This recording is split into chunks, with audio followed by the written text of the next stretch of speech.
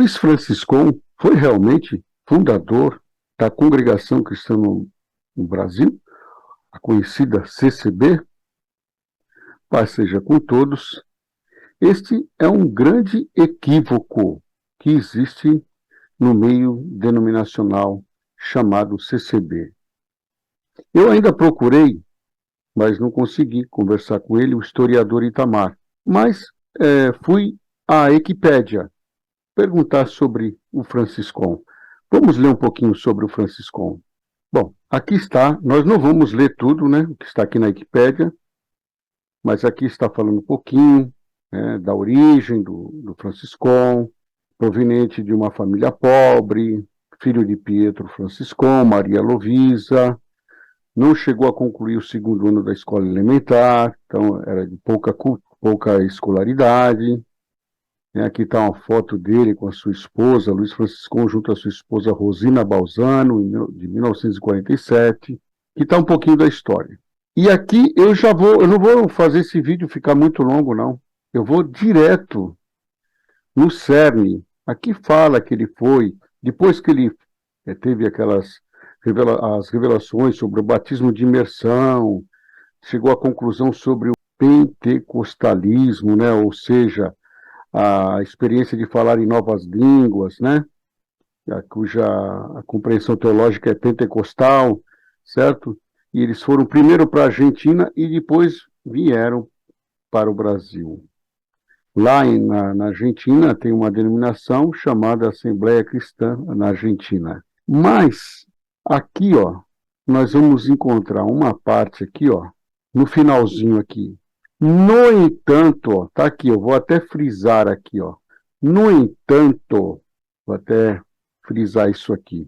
No entanto, Franciscon se opunha a organizar formalmente uma denominação e deixou a Igreja Cristã da América do Norte em 1949. Vou repetir. No entanto, Franciscon se opunha a organizar formalmente ou institucionalizar uma denominação. Ora, vou interromper aqui um pouco agora. Ora, se ele se opunha, com certeza ele não é fundador de coisa nenhuma. Ele sempre foi um opositor. Eu vou falar para os irmãos assim, sem o conhecê-lo,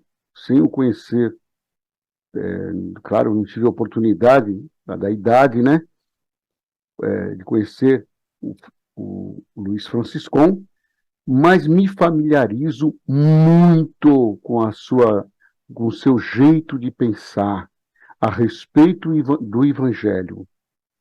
Tem muitas coisas que coadunam, né?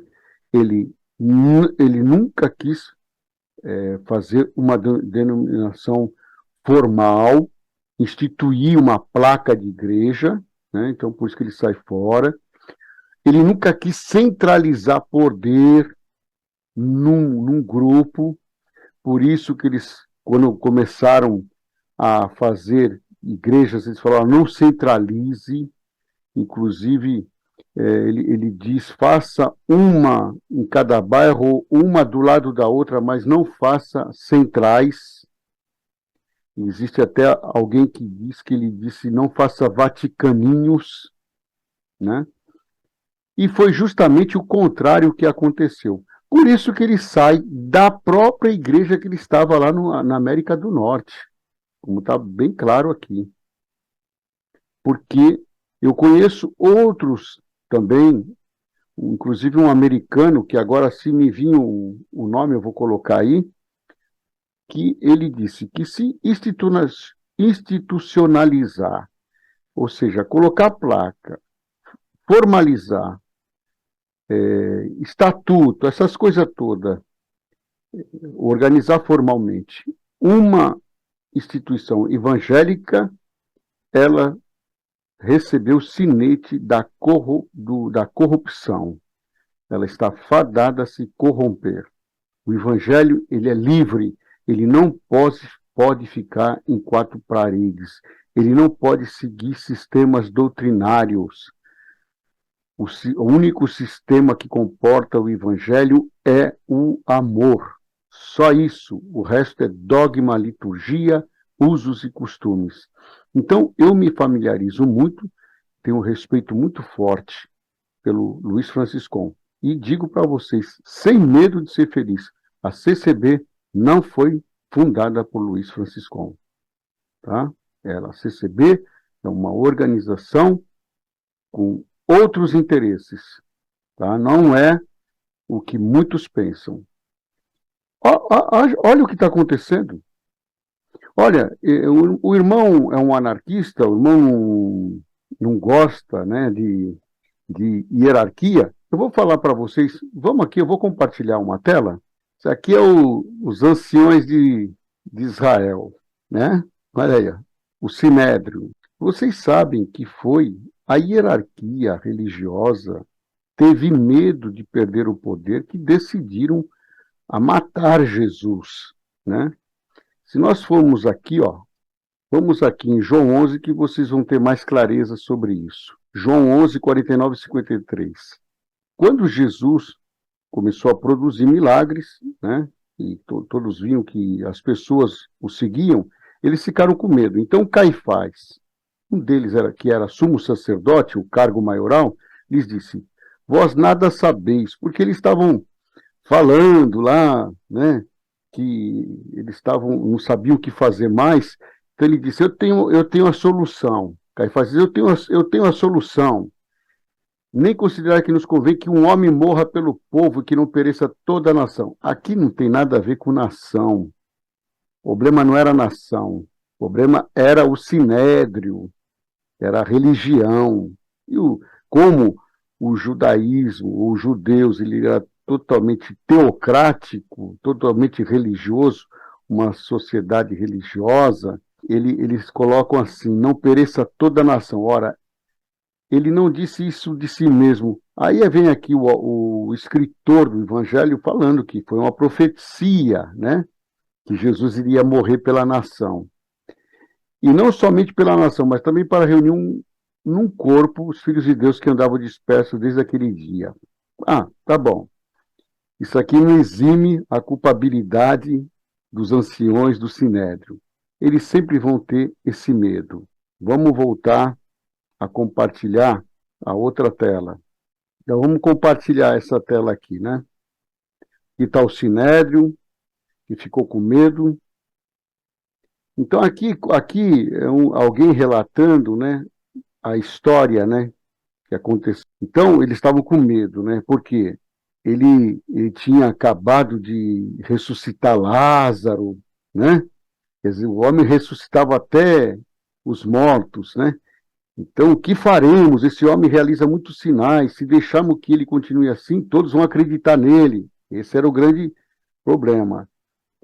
E aí, eles falam que os romanos vão destruir. Não tem nada de romano aí. Isso aqui, eles colocam, incutiram um medo no Sinédrio, em todos, né? Mas, na realidade, o medo era perder a posição deles. Por quê? Jesus pregava igualdade. No Evangelho não existe a hierarquia.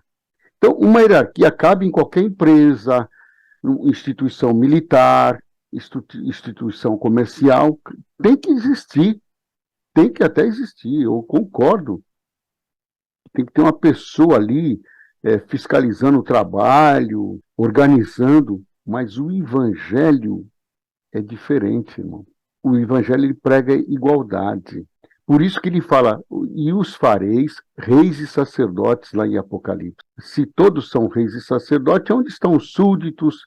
Aonde estão os leigos? Aonde estão os discípulos? Entendeu? Então é melhor que nós matemos esse homem para que a nossa tradição, a nossa honra, os nossos privilégios, nós passamos pela rua, as pessoas beijam a nossa mão, se prostam diante de nós. Olha o ancião aí. É isso aí, irmãos.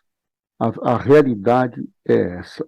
Mão Franciscon tinha luz sobre isso. Por isso que ele não pregava, ele não queria fazer de novo o erro a que ele pertencia. Ele já tinha pertencido, sofreu por causa da hierarquia, uma visão que ele teve, não aceitaram, uma visão clara do batismo por imersão, da parte pentecostal, da evidência de novas línguas, uma coisa que acontecia com a igreja primitiva, que era natural acontecer com a igreja de hoje, é uma coisa natural isso.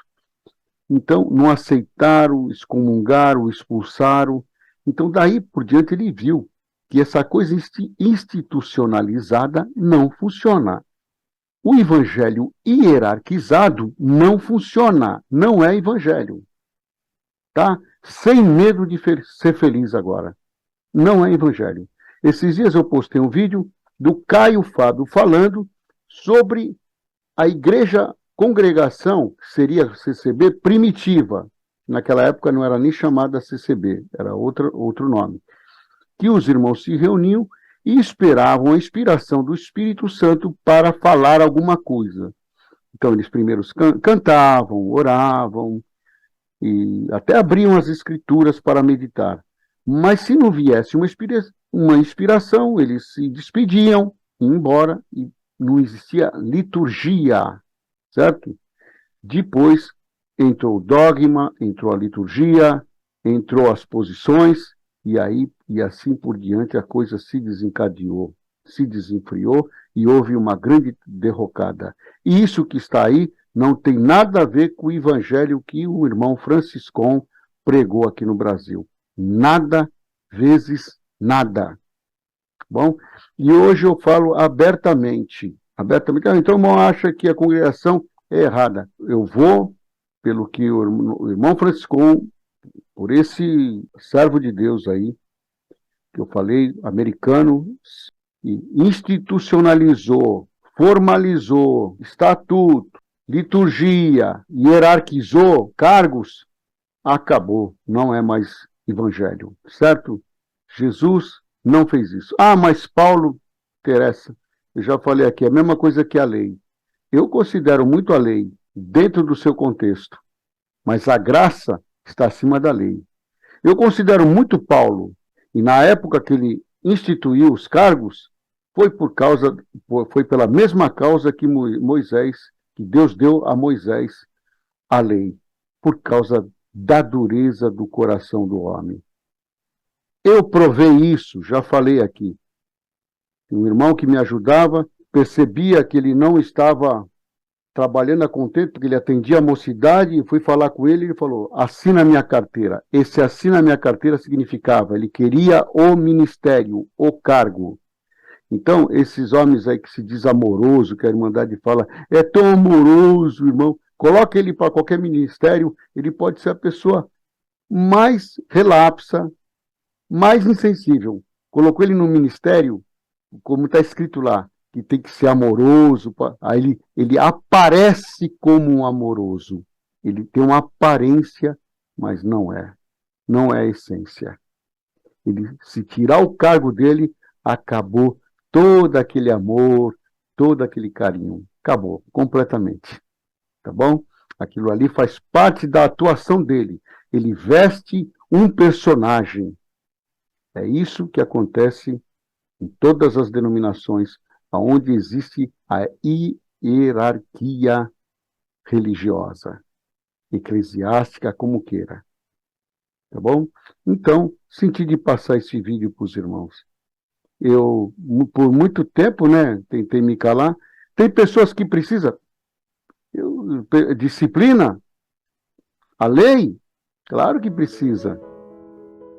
Mas não chama isso de graça, pelo amor de Deus. A graça está acima da lei. A graça é aquele que ele já vive em estado de graça. Ele não precisa que ninguém diga para ele que ele não pode matar. Ele não tem mais a força de matar, o desejo de matar, de cobiçar, de mentir. A graça é a sublimação. Então você pertence a uma denominação, uma empresa, uma instituição, uma comunidade. Se você se sente bem, legal, é bom, um ajuda o outro, né? Como a maçonaria. A maçonaria é assim. Um ajuda o outro. Assim são as denominações. Um ajuda o outro. Nós estamos com o pensamento que o que Jesus veio pregar não foi isso. Até o sentido de família ele ampliou. Quando ele fala, quando a mãe e os irmãos vêm intervir onde ele está, ele diz: quem é minha mãe, quem são meus irmãos? Ele está dizendo que ele veio ampliar o nosso conceito de família, considerar a todos, não só os consanguíneos, a todos, a expandir a nossa mente a respeito do conceito de família, de amor, de fraternidade universal. Tá bom? Eu creio que os irmãos entenderam. É nesse caminho que nós insertamos e nos sentimos muito bem. Não temos nenhum desejo e nenhuma necessidade de que alguém nos chame de ancião, ou de cooperador, ou de diácono, ou seja do que for. Só de irmão já é o suficiente. Todos nós somos iguais na presença de Deus. E isso para mim é graça, é evangelho. Sejam sempre abençoados, fiquem com Deus.